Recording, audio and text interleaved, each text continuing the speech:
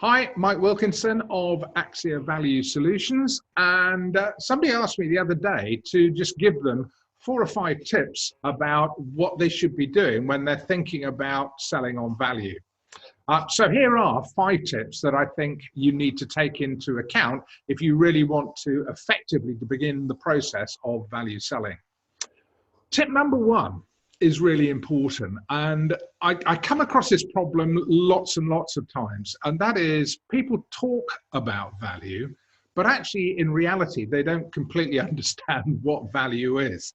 So tip 1 is understand value. And the most important thing to understand about value for us as salespeople particularly is that value is defined by the customer, not by us. So it doesn't really matter what we think value is, important though that is. What really matters is whether your customer decides whether what you are delivering is value or not. Now, we've also developed some tools to help to think about the component elements of value to make it easier to understand customers' value perceptions and then to communicate your values subsequently. Tip 2, whatever you do, have a sales methodology in place. Now, I have a very simple 4-step value sales methodology, which is qualify the opportunity, value discovery, value demonstration, and value delivery. Now clearly there's quite a lot going on underneath the surface there, but it is really important for a whole variety of different reasons, not least of which is that if you have a process, you don't need to reinvent things every time a new opportunity arises. The 3rd tip is not deliberately meant to be provocative, but I suppose it is, and that is do not assume that your sales team can sell. At least not sell the way that they need to be able to sell if they are going to sell on value. To be able to do that, they need to have customer first conversations. And I find all too frequently that salespeople are brilliant. They understand their products and their services, and they love to talk about them.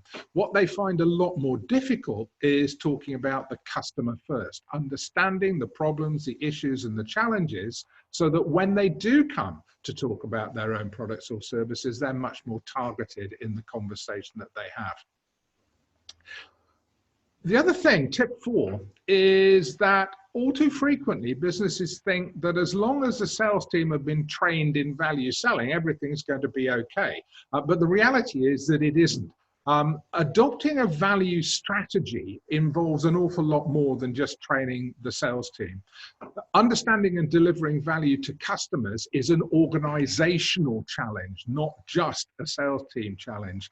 So that's my next tip, is make sure that everybody in the business understands what their role is in understanding, creating, and delivering great value to your customers and getting paid for it.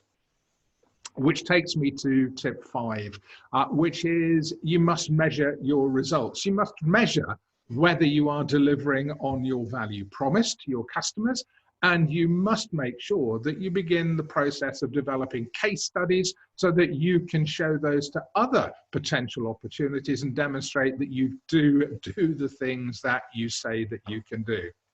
So those are 5 simple tips around value selling. The only other point that I would make is that implementing it is not, as I've said, not just about the sales team. Ultimately, it is really important that the whole process is supported from the top of the company all the way down. This really is about changing behavior. It does not happen overnight. It will take training and coaching and support and encouragement. Now, if you want to talk value, feel free to get in touch. If you want to talk about how to implement value selling in your business or how to implement a value strategy across the business, then go to my website, www.axiavalue.com. That's A-X-I-A, axiavalue.com, or just drop me a note, MW, Mike W, at axiavalue.com. Great to hear from you, even better to have a conversation. Look forward to talking to you.